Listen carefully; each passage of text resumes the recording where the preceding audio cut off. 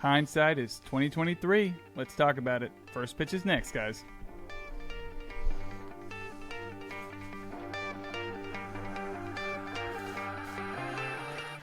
What's going on, everybody? Welcome to episode 44, Bringing the Heat. My name's Cody Pite. With me, as always, the four-seam fastball co-host, the Will Sism. William, we're back at it, buddy. How are you doing? Doing well, man. It's been a good week, been a busy week. Hey, my co-host has turned another year older, so happy birthday this week to Cody. Oh, thank you, sir. You know, best co-host in the business right here, so living it up right now. Oh, man. What a week, what a week. Yeah, Wednesday, turned 28. Then went to a birthday party this afternoon where we played Ultimate Frisbee. And felt about 48, 58, 68. I mean, just getting gassed by these young kids. I don't know if anybody... Will, you ever played Ultimate Frisbee, man? I've not. I've thrown classic Frisbee, but I've never played Ultimate Frisbee.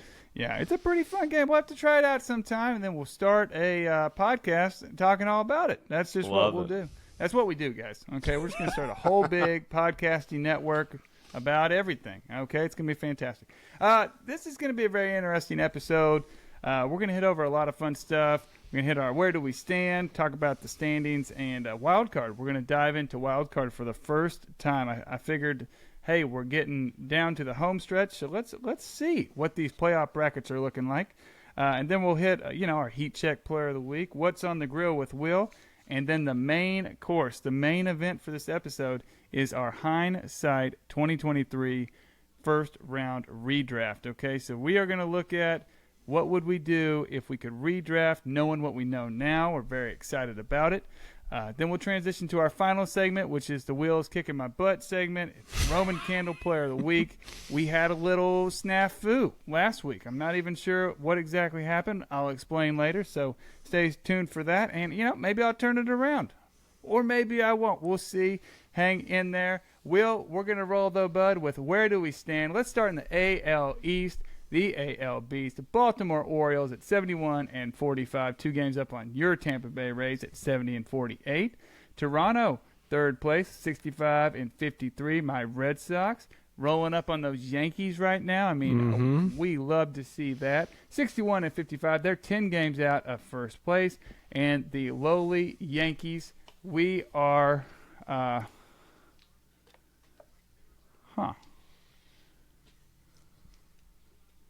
Well, Will, we're having a little bit of standings trouble. I was like, these standings are not correct because I was looking. This is from August 11th. So if you're looking about a week old, dude, if you're looking for a review of last week, we're just gonna here we go. We're rolling through. I have no idea why. This makes more sense. I was like, okay, we're up to speed. It's August 19th, right? It is. See, we just went hindsight again. Okay. Yep. Now we know more. That's wild. Okay. Take two, guys. We're just going to keep rolling here. Baltimore, 74-46. This is more like it. Okay. They are 3 games up on Tampa Bay, who is 72-50, 3 games back of Baltimore. Toronto, 7.5 back at 67-54. Here we go. This makes more sense. My Red Sox, 10.5 back at 63-56. The Yankees are 60-60, a 500 ball club. Who had that this late in the year? Not me. You have in the Central, Minnesota, 63-58. They're 4.5 games up on Cleveland. Detroit, Chicago, White Sox, and Kansas City still battling it out there. 9, 14.5, and 24 games back, respectfully. We're going to hit the AL West here. Texas, 72-48. They're 3.5 games up on the Houston Astros, World Series champs last year. Seattle, 64-55, 7.5 back. LA Angels, 59-62, 13.5 back. And then Oakland is 39 games back at first. Pretty impressive. Let's roll with our wild card teams real quick. Tampa Bay is your first wild card team in the American League at 72-50, 4.5 games up on Houston. They are the second team, and then you got Toronto. So those are your 3 teams. Right now you have Toronto and Seattle flipping back and forth, but Seattle is 2 games back. They are They're looking to strike, man. They have played some good baseball, and man, we're going to talk about it, I'm sure. And then our second team out of the wild card hunt is the Red Sox. They are 63-56. Like I just said, they are 3 games out of a wild card spot, so we're still fighting. We are still fighting. The American League, Will, we had a little turbulence there, but we got through it. What do you think? Yeah, man, I tell you what, I think the American League, we're starting to get a lot clearer picture. As we should be this late in the season, but it feels like everything's starting to clear up as far as, what teams are going to represent the American League in the playoffs. I would say, starting in the East, I'm just going to say it, I think the Yankees are done. I just don't see this team having a run in them, plus having to pass quite a few teams. They would have to pass teams, not only the Red Sox, they'd have to pass the Mariners, they'd have to pass a team, maybe even, the Red Sox, which the Red Sox are hammering them this series right now. So yeah, I'm ready to call it now and say that the Yankees are done. I just don't think this team's got it in them. Central, I think the Twins, I mean, by default, I think the Twins are just going to, I don't think they're going to really run away and hide, but just because I don't think they're good enough to do that. But I think that they're going to, I think that they're going to control the Central for the rest of the way and get the bid out of the Central, mainly on the backs of their pitching staff, and hopefully their lineup can somewhat get going. And then out west, man, it's kind of fun. I think we've known all along that it was going to be Texas and Houston. Yeah. But man, I think Seattle's a playoff team now. They're figuring it out. It's kind of similar to what they did a year ago, really. And Julio Rodriguez is the engine that gets that team going. He has been playing really, really well for the past few weeks, and lo and behold, the Mariners are winning a bunch. So I kind of feel like the American League is becoming pretty clear as far as the teams in the playoffs. Yeah, dude, that West gets me really excited. West gets me excited because we always knew Seattle had it in them, right, with that pitching staff. I mean, obviously, Robbie Ray goes down early, and you kind of get a little nervous, but their young guns have really Kirby, Gilbert, and now this guy, Emerson Hancock, has looked really, really good for them. And Bryce Miller's done well, too. Sure. Yeah, man. They got it going on in Seattle. So they're 4.5 out of first. They took it to Houston last night, and they're playing right now. So, man, let's see what happens. That's going to be a lot of fun to watch. Speaking of fun to watch, man, this next team is a man amongst boys in the National League. Kicking off the National League, let's just start with potentially the best. Your Atlanta Braves, 79-42. They are 13 games up. You want to talk about a division being over. This one is wrapped. 13 games up on Philly, 67-56 are they. You got Miami at 64-60.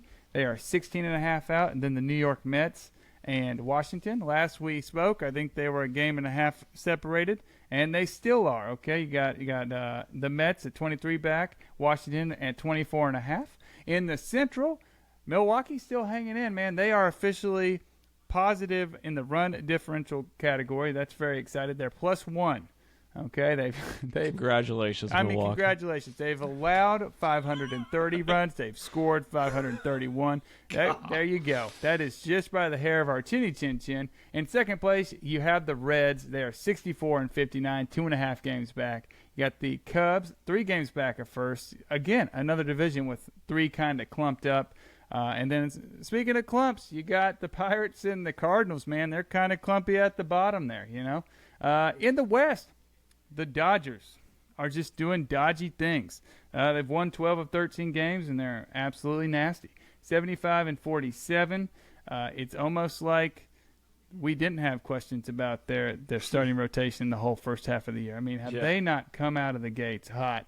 And then in second place, 11 games back, all of a sudden, San Francisco Giants, 64-58.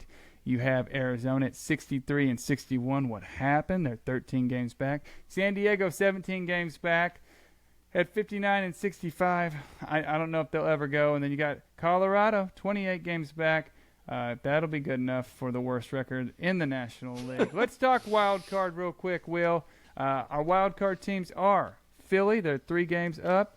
You have, oh man, this is going to be fun. San Francisco, a half game up.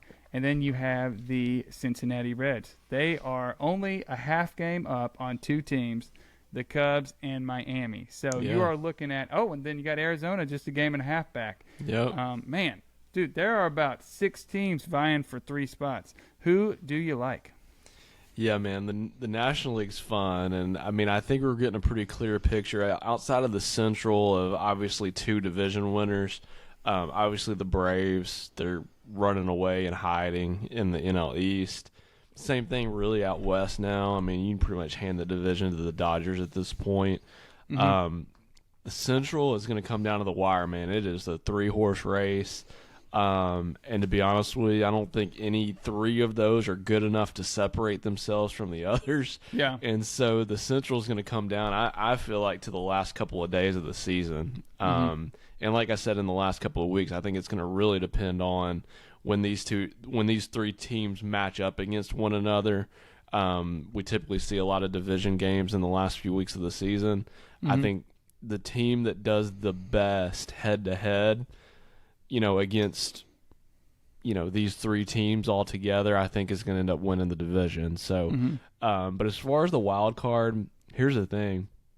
I'm pretty much locked in on the Phillies. I think the Phillies are absolutely a wild card team. And I tell you what, man, these other NL teams, they're going to kick themselves if San Diego gets hot. Yeah. Because they could have all of these teams right now that are in that wild card race, they could have all separated themselves enough from San Diego. Yeah. While San Diego has been stuck in neutral all year. And I don't know if I don't even know if San Diego's got a run in them.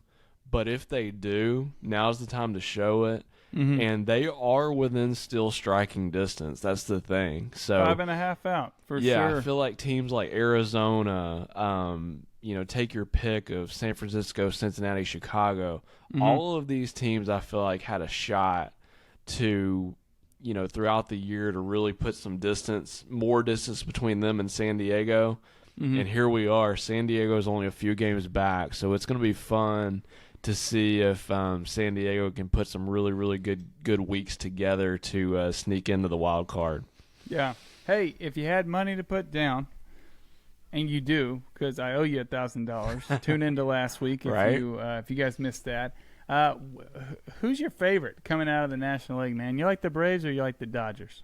Man, that's a good question. I would give a slight edge to Atlanta, mainly because I like their pitching a little bit better than L.A. It's hard to pick against the Dodgers, though. But I do think the Braves are the most talented team. But I've been saying all along, let's not count out the Phillies. Remember, the Phillies are the division National League champions. Sure. And if you put this team up against last year's team, at least on paper, it's better. Probably a little better, yeah. And they're starting to me, it looks like they're starting to look like they're playing well again. Trey Turner's starting to look better. I don't know, man.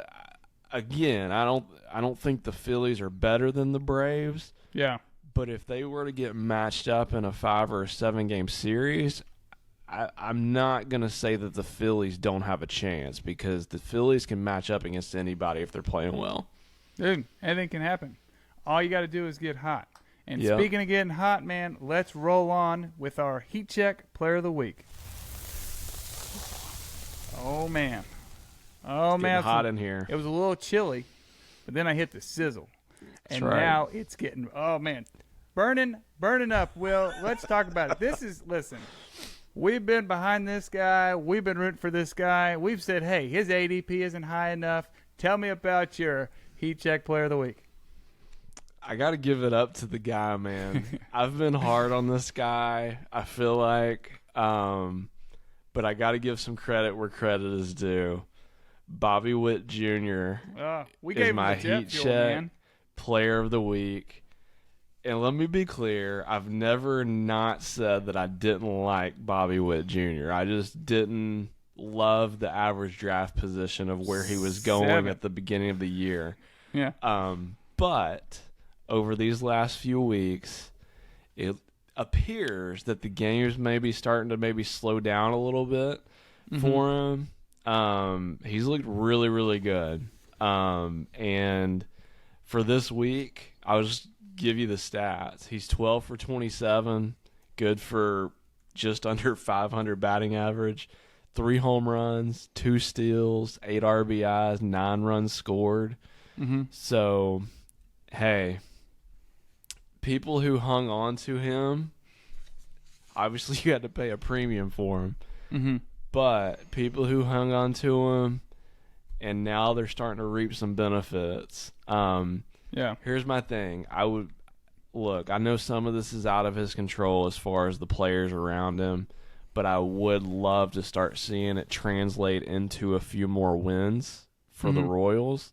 But hey, Bobby Witt Jr. has been great the last few weeks, and I hope he keeps it up. It'll be really interesting to see, where he's projected to go heading into next year. That'll be kind of a fun offseason topic for us. Oh, no doubt, guys.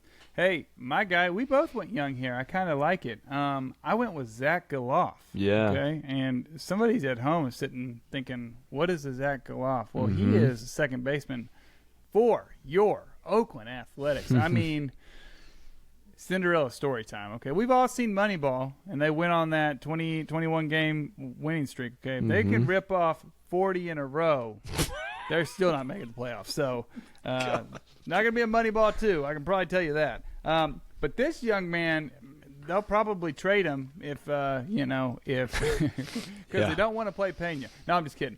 Okay. This young man, this guy is awesome, dude. He had a great week. He's 23, went 11 for 26, had 2 home runs, 5 RBIs, 11 runs scored, average of 430 or 423 for a 1.272 OPS. It's been a bright spot. I mean, this guy's come up and he's hit first, second, or third every game. His numbers over the whole season look great. 292, 8 home runs, 16 RBIs, has 7 steals. So, hey, you're probably only going to an Oakland game right now if you want to cross off seeing the Coliseum. For some reason. I don't know why you'd want to do that, but maybe there's not a lot going on in Oakland. I don't know, Will. But this guy is something to watch. He went 4 for 5 a couple days ago, so that's always pretty nasty. Good for him. Wish him a lot of success. Hopefully the Vegas team figures it out, and maybe he'll do some good things there. But for right now, what we're going to settle for is the Heat Check Player of the Week, Will. Anything on Zach Geloff? Kind of a deep dive there. Yeah, no, I like it. Here's the thing. If you're an A's fan, you just want 1 or 2 of these young guys to emerge to where you at least feel like, oh, we've got at least a piece or 2 to start building around. You want some, I call it hope. Like with the Nationals, I've been saying all year, even though the Nationals record does not show it, if you watch the Nationals play, it's like, okay, I see some potential here. Like C.J. Abrams looks like he's going to be a really good player. Dude's going to be a sleeper next year in fantasy. Lane Thomas has been really good this year. He's a guy that might not be a superstar, but they can at least build some things around. Mackenzie Gore has shown promise. Yeah. So, if you're a Nationals fan, you can easily see, add me a couple of pieces here and there over the next year or 2, build around C.J. Abrams, Mackenzie Gore, Lane Thomas, and hey, we might have something here in a year or 2. With Oakland, you need to see at least one piece, and hopefully Zach Geloff is maybe one of those pieces, and he definitely looks the part so far. Yeah. We were kind of thinking that about Brent Rooker maybe earlier in the year, but he's kind of trailed off a little bit. Big time. But we just need to see 1 or 2 guys for Oakland look like they've got staying power. That's my thing. Yeah. Well, this guy's getting the job done. Let's move on, Will. Let's hit what's on the grill with Will. This is going to be a all things your favorite team kind of moment. We're going to hit what in the world is going on with Tampa Bay. Let's hit the softer topic first, and it still stings. I mean, there's no 2 ways about it. We knew this was coming. We talked about it last week, but it came out last weekend at this point, that Shane McClanahan was going to have Tommy John surgery. He had it on Monday, and he's expected to miss the rest of this season, obviously, and all of the 2024 season.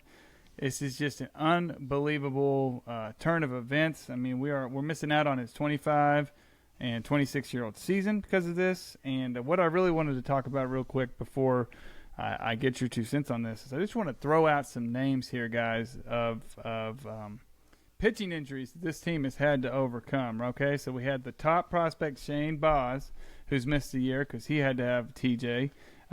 Let's see, Jeffrey Springs.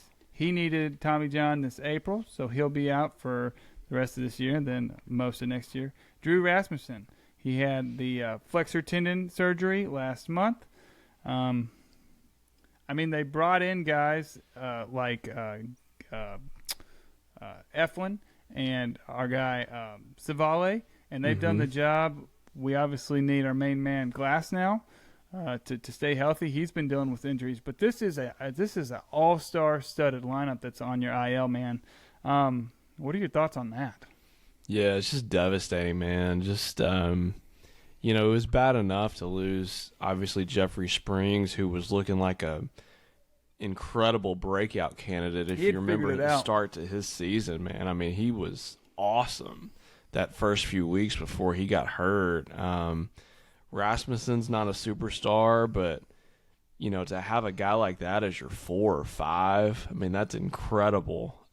So, obviously, he's down. Shane Baz, you touched on, hasn't pitched this year because he's recovering from surgery at the end of last year. He might be as talented as any of them. So hopefully he comes back early next year and is healthy. But, man, to lose Shane McClanahan, arguably a top 5 arm in the game, it's just devastating. I mean, I told you, when we first heard that he was going on the IL, I think it was last episode, I said that's the one guy that they literally can't replace him at the top of that rotation. And so because like having him and Glass now is what you're 1 and 2, especially in a postseason short series, I mean, that's insane, So anyways, it's just a devastating blow, not only for this year, but also for next year for Tampa. And so, yeah, I'm bummed about it. It pretty much, in my opinion, pretty much kills their chances of really making a run in the postseason. I think they'll still sneak in as one of the wild cards. And they'll play hard. They'll show signs of being still a really solid team, in my opinion. But just when you get matched up against a Texas or maybe a Houston or even a Toronto or Baltimore, I just think the difference there of not having a guy like McClanahan and those other guys we talked about, I think it'll really show up in the postseason. Yeah, we talk about when you add somebody and everybody can slide down a peg. Yep. What kind of that depth does for you when you lose somebody and everybody has to step up. It puts people in positions. We saw it with Minter, AJ Minter. That's just one example that popped into my head, and how he was pushed to the closer role for the Braves, and that didn't pan out at the beginning of the season.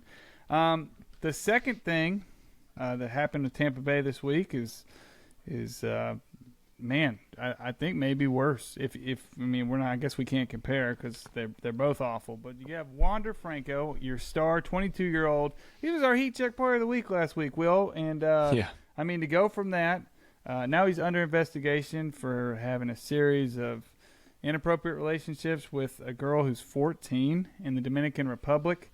We're gonna stay away from conjecture and just kind of tell you guys the facts. He was put on the restricted list. If anybody doesn't know what that is, it's a list that players go on a lot of times for kind of stuff like this. Trevor Bauer went on this list, and what I've been made to believe is that you go on there, it's unpaid, and the Major League Baseball does their investigations. It sounds like from what we read, there's investigations going on in the DR. Maybe a special crew of guys is what I was reading the other day. Trying to really dig in and find the facts here. But for right now, it looks like we may never see Wander Franco play baseball again. Obviously, our hearts goes out to the people affected and their families and all that stuff. Will, I mean, what do you got on this, man? This is just no good. Yeah, it's just tough news just all around the board. I mean, like you said, I mean, the most important people are the people who are impacted by this. It's just one of those things, at least in my opinion, like I just kind of want to see the facts play out, however it ends up playing out. And from what I'm seeing, it doesn't sound good for Wander Franco. I'll say that much. Sticking to baseball, I mean, as far as the Rays and the franchise go, I mean, you just we were talking about before the episode. If you rewind 2-3 weeks ago, man, and you say, yeah, you're about to lose your two most talented players, McClanahan and Franco, I'd be like, what? Yeah.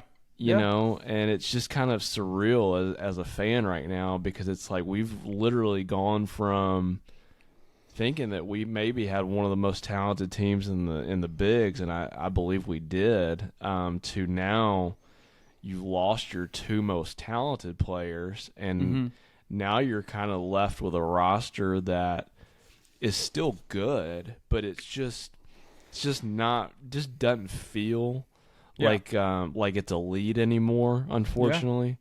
But as far as this situation goes, like I said, I just kind of want to see the facts play out. And you know what? If it is all true, I have a hard time feeling sorry for somebody that makes a decision like that, or decisions like that when you're in such a high profile position. So we'll see how it plays out. And like what you said though, like I just thoughts go out to the families that are most impacted by all this. Well, I'm with you, man. It's tough, guys. Keep it tuned in here as we hear stuff. We'll bring it to you, but it is tough and it is no fun transitioning to something that's going to be a little bit more fun. We're going to work together here. We're going to do a Hindsight 2023 draft. I talked about it at the beginning of the episode. We're going to do a first-round redraft based on what we know. This still isn't going to be just, okay, let's look up who scored the most points in fantasy this year and draft 1 through 12. We're going to go back and forth. Will kick us off, and we'll go based on just what we've seen, a little bit of feel. Obviously, I have the list to compare it to that we did in the preseason. And it's pretty funny. I think it shows, how hard it is to predict stuff. Will, I think, it's baseball is a funny game. Cody, would you say this? I was kind of thinking about this throughout the week when we knew that we were going to do this for this episode. Would you say that this is kind of almost a combination of obviously what we know about the players that they've done this year, but I feel like it's also, in a way, a little bit of a preview of maybe what we'll see early on in 2024 drafts too. So I feel like it's going to be kind of for sure, I don't know, like a little bit of a combination of both. Obviously, spending time talking about this year and some of the most productive players, but I also feel like it's going to translate into the first round of 2024 too, which I think is kind of fun. Oh, undoubtedly, Will. Yeah, man, I'm with you. It's pretty fun. Real quick, I'm going to pull up our list because I was getting a kick out of looking at it. So last year, or I guess it was probably around Christmas time. I don't remember exactly what episode it was, team.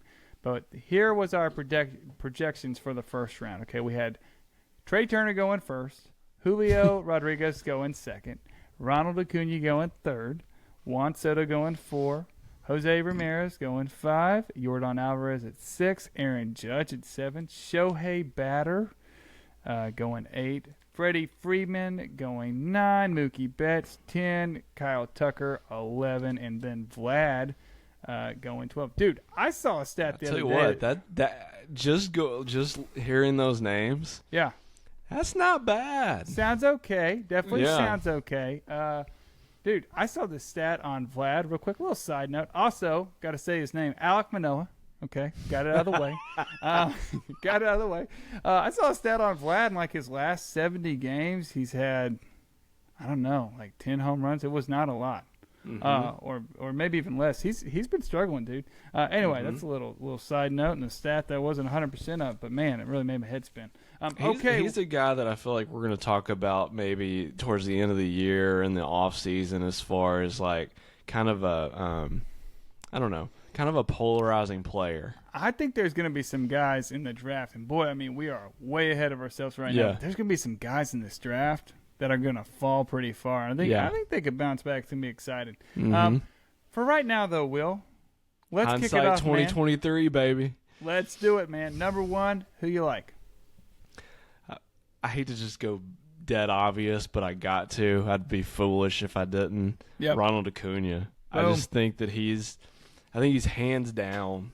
I feel like this is maybe the most separation between 1 and 2, talking about fantasy baseball, that I've seen in quite a while. Maybe Jets last year. Well, I'm just saying, though, especially for 2024, I mean, there is I gotcha. In my opinion, there is absolutely zero debate if Ronald Acuna is healthy throughout the remainder of this year, who is going number 1 in all fantasy drafts next year. Yeah. I just think he's hands down the best player. He plays on the best team. He's the perfect combination of power. He's going to lead the league in steals, probably even over Estuary Ruiz. Yeah. Nailed that name, buddy.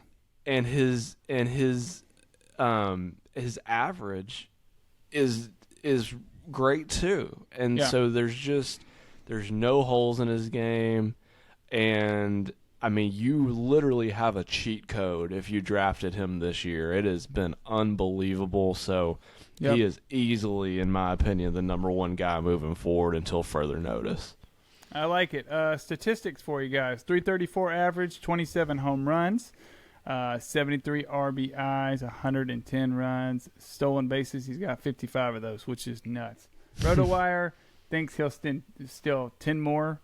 I think he could do that in a week. So I do too. I think he's going to push 70 or 80. It's going to be a lot of fun. For the second overall pick, oh boy. I shouldn't be thinking about this so much. I mean, there's so many different ways to go. I tell you what I'm going to do, though, Will. I really like this guy. And I think if you're looking at his stats this year and you're just doing a redraft league, I think there's a lot of stuff to like. Mookie Betts, okay? 296 average, 32 home runs, 82 RBIs, 99 runs scored. He's got 8 steals. It's pretty early. I understand that, but he will be second base eligible, and he'll be the number 1 second baseman. So that's who I'm going with. I had some other guys off the tip of my tongue, but man, you can't beat that out of second base position. Yeah, number 3. He's been a difference maker, man. He's been absolutely awesome. I mean, the power numbers is what shocks me. Mookie Betts is as solid as they come, especially with the multi-position eligibility now. But, man, the power, I'm just shocked that he's developed into such an awesome power hitter. It's pretty fun to watch. Yeah. You know what? He looked good in Boston. Right. Oh, gosh. Moving on. Number 3. My heart still breaks on that. Okay, number 3. I'm sorry. So, number 3 for me, There, you could go multiple ways here. Yeah. But, man, I can't overlook him. I'm going Shohei Ohtani, the batter. Yep. I mean, he has been – he's just unbelievable. And remember, everybody, we're not drafting him as both. So this is Shohei Ohtani, the batter. The one thing that stinks about it is he does clog up your utility spot. But, man, he is so dadgum good that it doesn't matter. I mean, he's hitting for he had an outside shot. I know over the last, week or two it's dropped just a little bit, but he had a shot at winning the Triple Crown. Yeah. In the American League as the hitter. Silly. Which is insane. And he steals bases. What can the guy not do? So at 3, even though he's a utility only, I think he's that good. I'm going Shohei, the batter. Yep, dude, I definitely thought about it. I mean, he's got 43 home runs, a 308 average. He's tied for the most home runs. That's nuts, dude. And what is it? Almost 20 steals? He's got 17 steals, 94 runs scored, and 89 RBIs. It's incredible. And he pitches every 5 days. It's absolutely nuts. I saw this thing. He had a grand slam yesterday, and they still lost the Angels. I mean, they are. Yeah. I think it's over for them as well. Yep.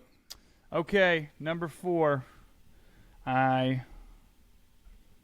like outfielders, apparently, Will, because I got obviously I got 2 first basemen I'm looking at, but man, I'm gonna do it. I'm doing it, man. I feel like this could happen potentially. Kyle Tucker, sleepy, really, really solid year. Kind of started out slow, as he went, so did the Astros. And I think this guy, I mean, he's going to get a $250 million payday here in a year or so. Average 297, 24 home runs, 92 RBIs, 69 runs scored, and then 24 stolen bases. I did not have that he had that in the bag. So I like this guy. He makes it look easy, does everything well. Anything on King Tuck? Man, he's been – I mean, I love that pick. I mean, he's just been awesome. He I think I said in our preseason shows, I wanted to see him put together a season that, we think that he can, if that makes sense, to live up to some of the big-time potential. And I think he's validating it this year. It seemed like whenever – when Yordan Alvarez went down, it took a couple of weeks, but it was like, all right, this is my team right now, and I got to step up. And ever since then, man, he has been on a tear. And I think he's definitely solidified himself as a top 5 to 8 probably overall selection next year going into 2024. Okay. Yeah, I'm with you, man. I was fixing to ask you a question, but it would ruin the back half of the draft, so I'm not going to ask it. Here's what I will ask you, Will. Number 5, who do you like? Man, you know how much I love this guy, and I think you love him as well. I'm going Freddie Freeman.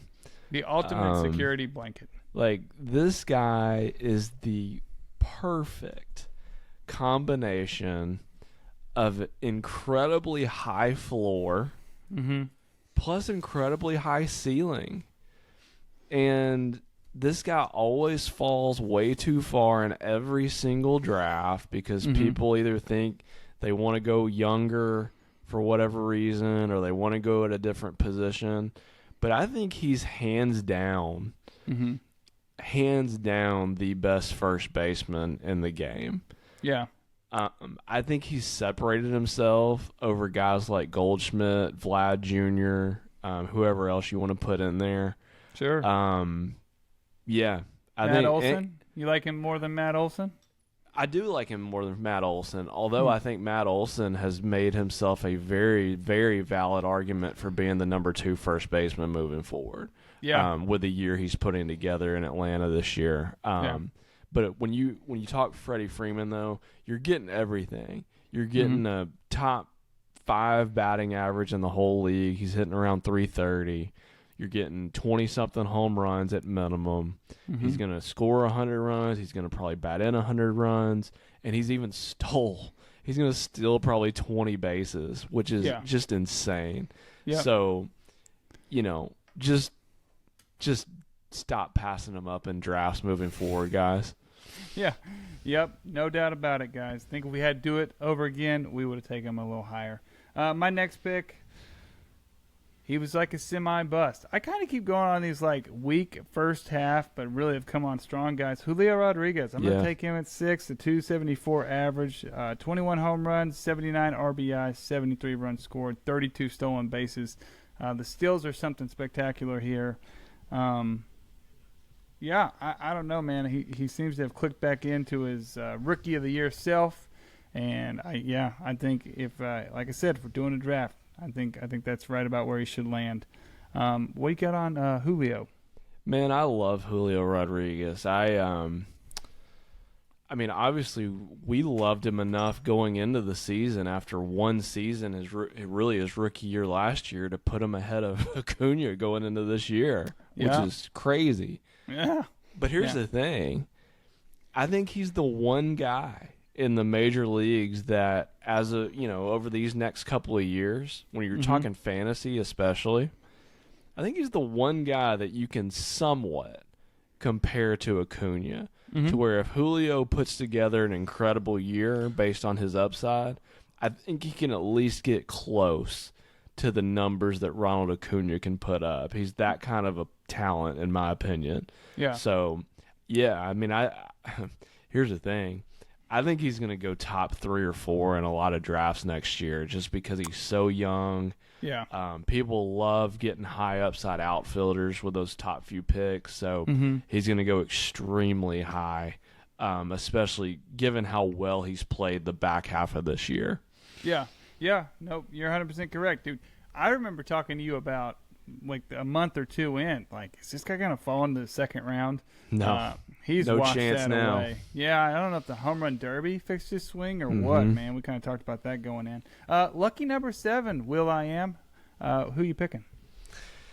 Man, this is where it gets tough because you've got several guys that you could legitimately, say right here. But here's what I'm going with. I know he's slowed down a little bit over these last few weeks, as has his team. But the upside is, from what he's shown this year moving forward, I'm going with another outfielder. I'm going Corbin Carroll right here. I like that. Corbin Carroll, I think, obviously this is his first full season. Okay? Here's the thing. I think that when you look at what this guy can do, especially in fantasy, I think you're looking at the third most valuable outfielder potentially behind Ronald Acuna and Julio Rodriguez. With all due respect to Kyle Tucker, I think Tucker's right there too. But I think Corbin Carroll, I think if he stays healthy, and I think he's going to continue to get better, but I think he's got 30 home run potential, 60 or more stolen base potential. Be nuts, man. And there's literally 2 other guys, Ronald Acuna, Julio Rodriguez, that you can even say that about. And I don't think Julio can quite put up those stolen base numbers. Yeah. So that's the reason why I'm going with Corbin Carroll here, just based on what I've seen this year.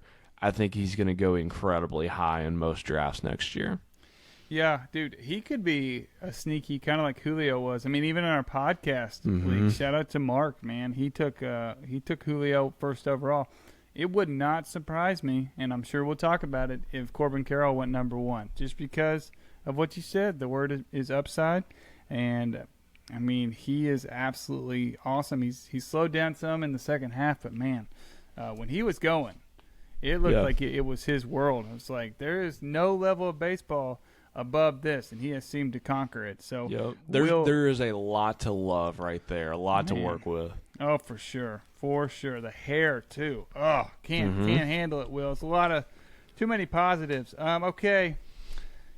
Here I go, dude. I was going to take another outfielder, but I won't. I'll take Olsen. Matt Olsen. We're looking at stats this year. Have to go with the co-leader in Major League home runs across the whole darn thing. 43 of those bad boys. Here's what I didn't have. When I was looking at his stats, I did not realize his average was 271. This guy has picked that way up. He's got 43 home runs, 108 RBIs, 96 runs scored, 1 steal. So 4 categories, no doubt about it. But that's just elite. There's no other way to say it. What do you like on old Matty O? Oh, gosh, man. What a year. I mean, my gosh, what a year. Here's kind of what, and by the way, I was going to pick him next if you didn't.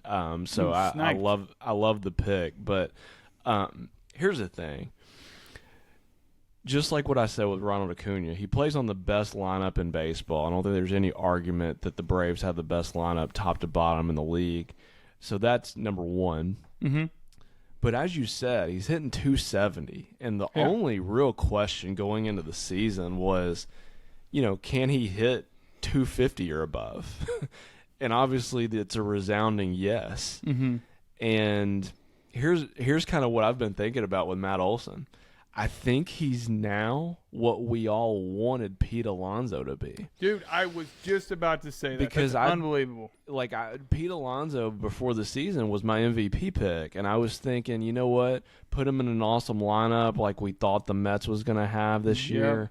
Obviously, the power's always going to be there. You don't have to worry about home runs with a guy like that. Mm-hmm. But the question is can he hit 260, 270, 270 something? Well, guess what? This is what Matt Olson's doing. Yeah. And so, anyways, it's been an awesome year for him. I don't know if anybody other than Corbin Carroll is going to rise up more draft boards comparing 2023 to 2024 than Matt Olson. And, it looks legit to me. Dude, there will be discussions where he will be the first baseman taken off the board because of Freddie's age. Yep. And people are just they want to be a year early and not a year late, I guess. Yeah.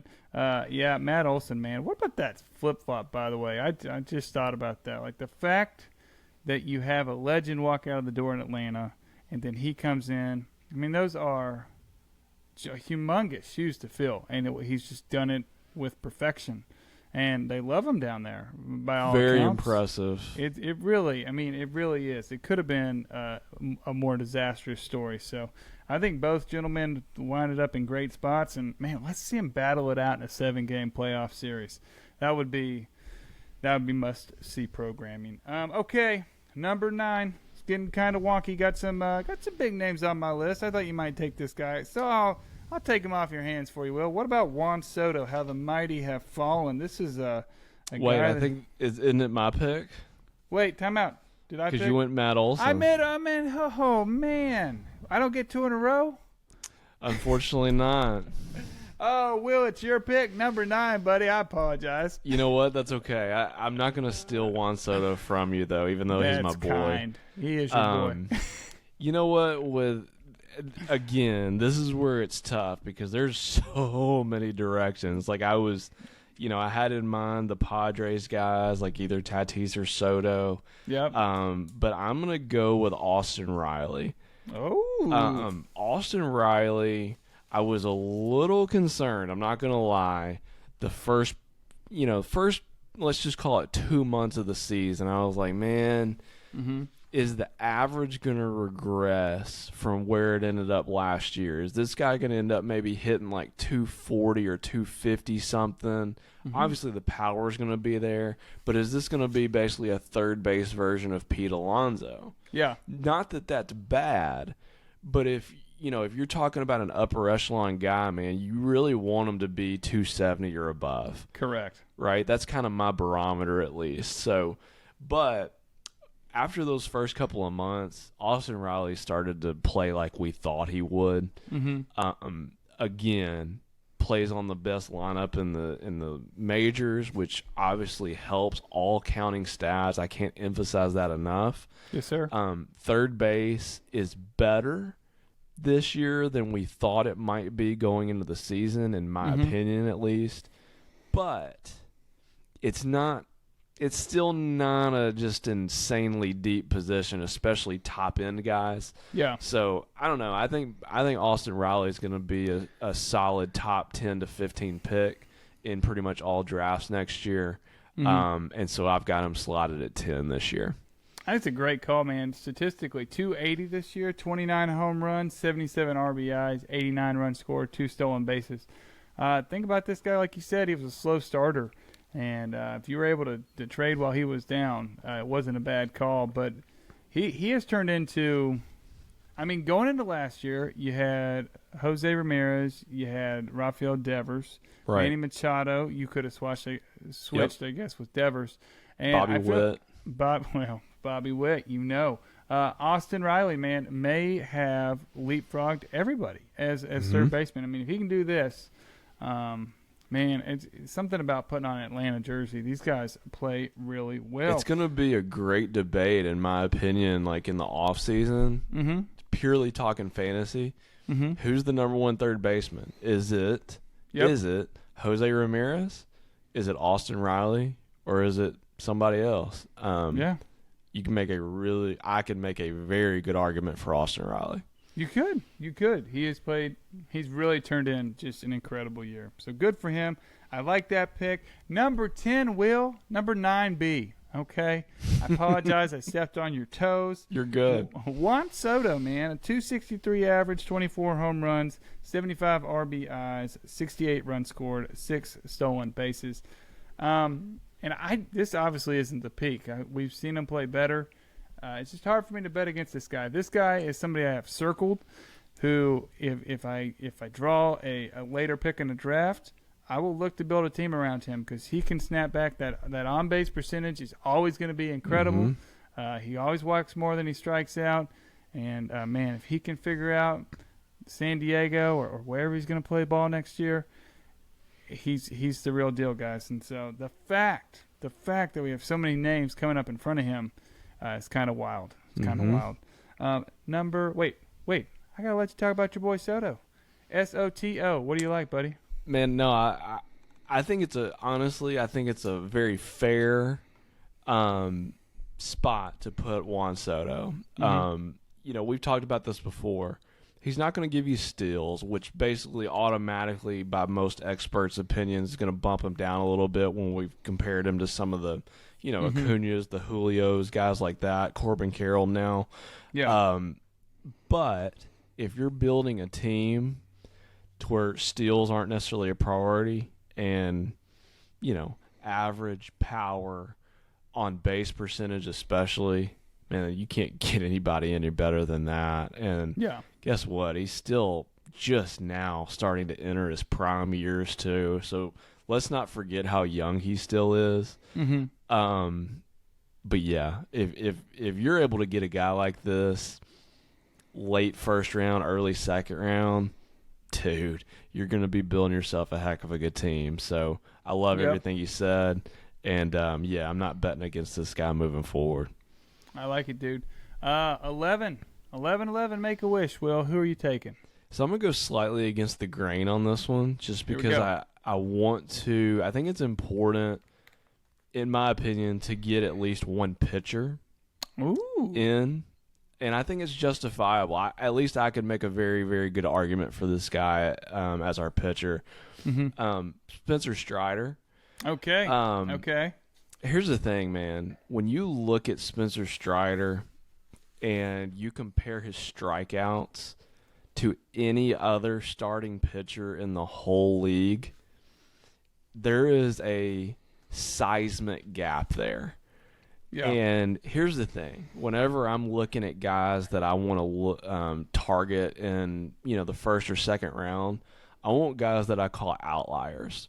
Mm-hmm. Spencer Strider is the definition of an outlier because he does something that nobody else in the league can do. Mm-hmm.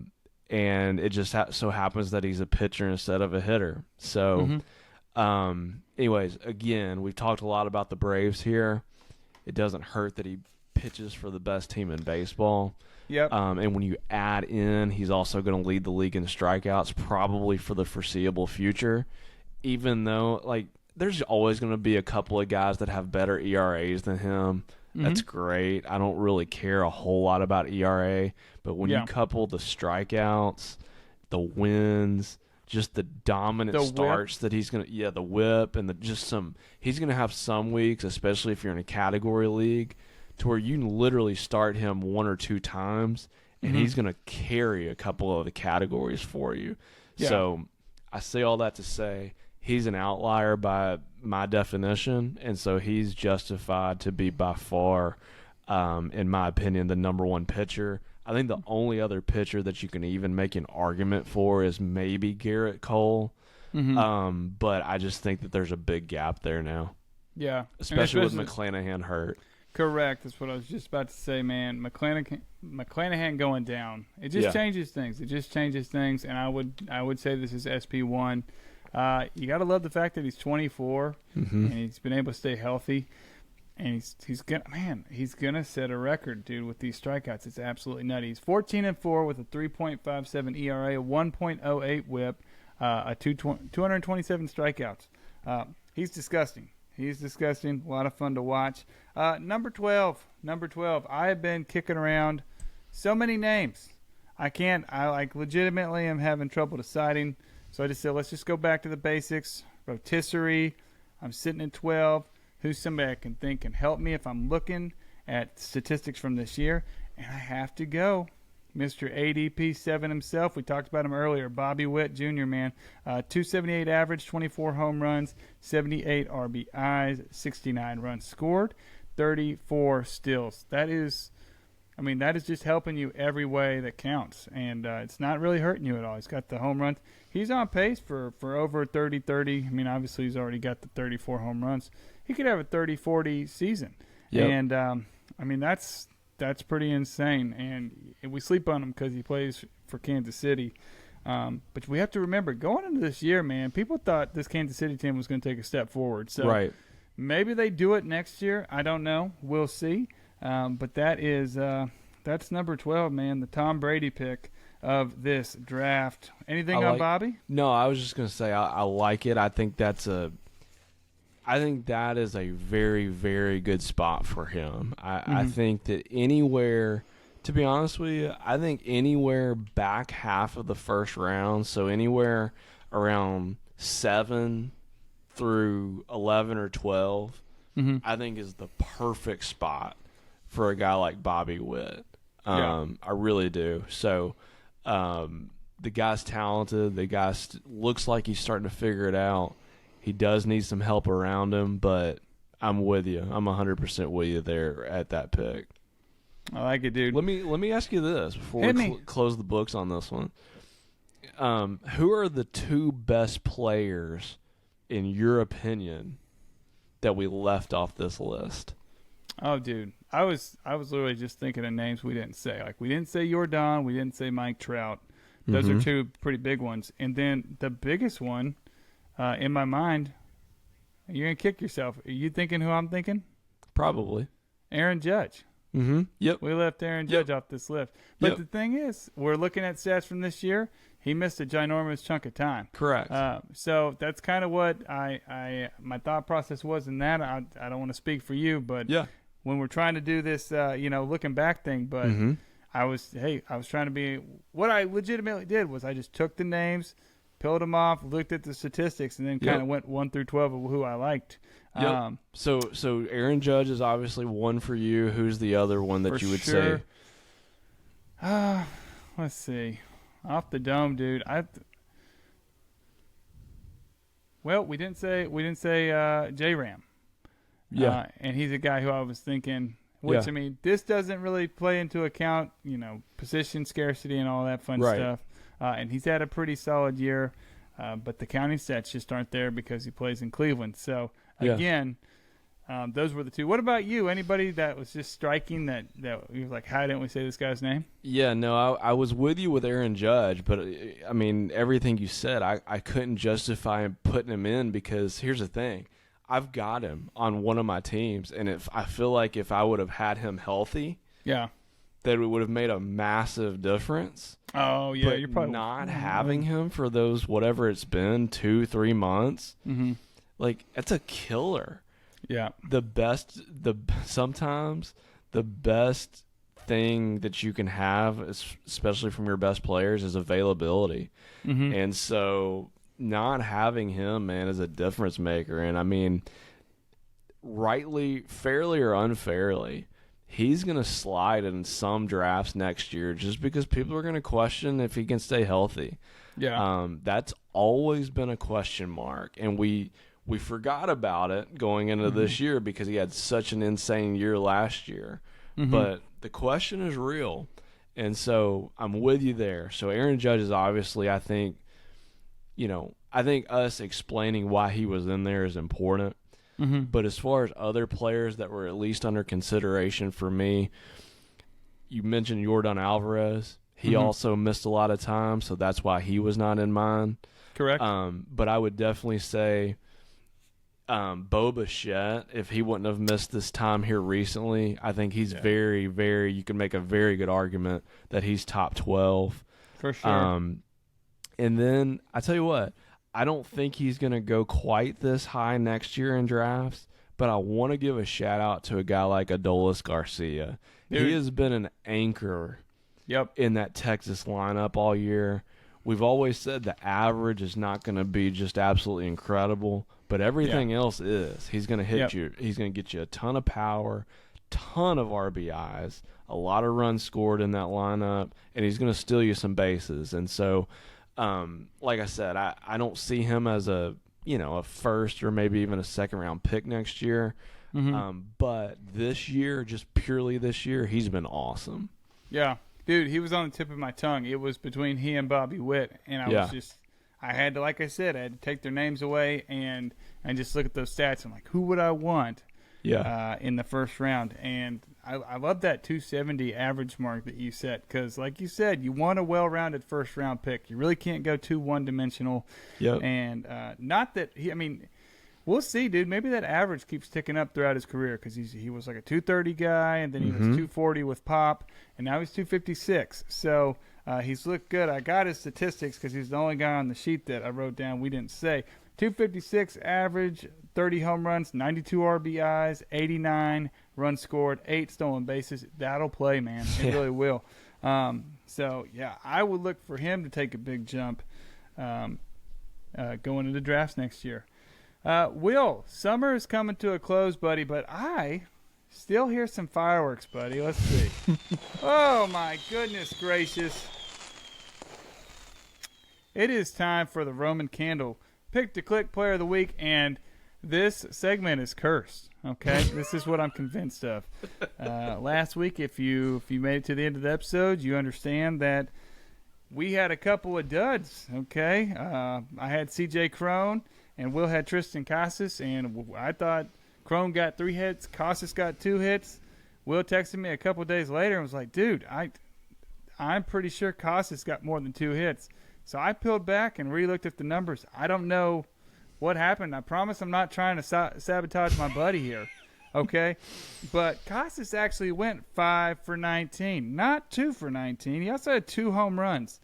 So Will won last week. So instead of being up 9-3, which is embarrassingly close, he's up 10-2, which is devastatingly far from me. And in an effort to prevent, I don't know what happened. I promise, guys, I'm an honest man. We looked at the statistics together today. We got on here a little early, did a little screen share action. Said, hey, let's talk about Roman Candle. So we're at week 19. Will's currently up 10-2. I feel no different. It could have been 9-3. It's not like anybody's making a comeback anytime soon. Let's see. Will went with Hassan Kim. Had a pretty week. 6 for 31, 2 doubles, 1 home run, and 3 RBIs. That's a 193 average. You'd think I'd be able to beat that, right, Will? You would think. All right, well, buckle up because this is cursed. Here we go. Trevor Story. I was like, I'll go with my second baseman, / shortstop if he could make the throw that far. How's about a 4 for 20? That's a 200 batting average. But listen to these counting stats. They're going to make you fall out of your chair if you're sitting in one. He had 3 doubles. No RBIs. He had no RBIs. He got all his hits on one game on Sunday night. If that game fell a day before, he would have literally went 0 for 16. I don't know, Will. Maybe I'm not destined to do this. That's brutal, man. To have 4 hits in the the first day of what we're counting as our week, and then to literally go over. I mean, I thought I had this one in the bag, but I don't, and it's verified because Will looked with me. So he's officially up 11-2. We're not going to talk about it because the no counting stats is not going to play, and. Quite frankly, the 11 less at bats is also tough. Week 20 picks, Will. I like your guy. Who'd you take? Yeah, for week 20, here's the thing. I like to find guys on teams that really need to win this time of year. And I'm going out to the desert in Arizona, and it is go time. It is officially go time for the D-backs. if they are going to not squander the opportunity that they have given themselves this year, they had such a great first half. Mm-hmm. And, man, this last month or two of the season has been pretty much a disaster. Mm-hmm. So they've got to figure it out and figure it out quick. So I'm going with a guy that hits in the middle of that lineup, power guy. He's just driving a lot of runs for him this coming week. Mm-hmm. Christian Walker. Look for him to hopefully have a big week, selfishly for me. But more importantly, Arizona needs to string together some wins. That lineup's got to get going. So going with Christian Walker. I like it, dude. Hopefully, he'll probably do something. I mean, he had a great week last week, so maybe that was his good week. And he'll go for, 20 this week, and then maybe I'll get a win. I like that pick a lot, dude. You're right. It's like Arizona never came back from Seattle. Yeah. And they got to go, dude. I love that. It's going to be the battle of the fringe wild card spot first baseman because I'm going Ty France. Bit of an underwhelming start to the year. He's turned it around, though. I remember talking about him when we did our first baseman breakdown and just thinking, like, this dude can't miss just in his career. You can pencil in 260, 270, and, and 20 home runs. He's had a little bit of a down year. 253 average, 10 home runs, 50 RBIs, 64 runs, 1 stolen base. This is the kick in the shins he needs to get going. Or it'll be a week from now because that's typically how this works out for guys I pick in Roman Candles. So, come on, Ty. Let's do it, baby. We got this. Will, 44, done and dusted. Anything to let the people know? What a fun episode. I love the hindsight draft. I don't know. This was a lot of fun doing this. I'm already looking forward to kind of it feels like it whets my appetite for kind of the off-season stuff that we're going to get into and kind of previewing what 2024 is going to look like, especially at the top of the draft. So what a fun episode.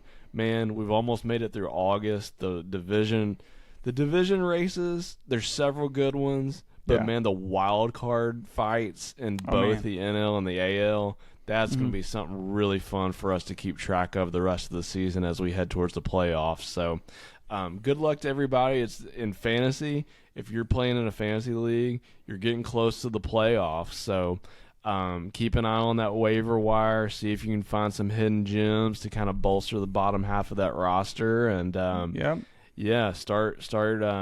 start tooling up for a playoff run, hopefully. Yeah, go get Zach Goloff, man. Yeah. He's not going to be rostered too many places. Couldn't say it better myself, man. It is, dude, the baseball season, I think we're like 40 games away from it being over, which it breaks my heart a little bit. But we're going to snap into like full playoff coverage. I'm pretty excited for that. You guys don't know this, but that's kind of how we started in this puppy was last offseason or last playoff season rather. Yep. So I'm pretty excited with a little bit more experience to dive in, man. But we got some more ball to talk before then. Guys, check us out on YouTube if you haven't. Links will be in the description of this podcast if you're listening or on Twitter, however you found it, or X, whatever they call it. Reach out to us there. Tell us hi. Any questions you have, I'd send them Will's way because I am terrible at picking players to do well on a week-to-week basis. Guys, we really appreciate you. But until next time, thanks for listening to episode 44 of Bringing the Heat.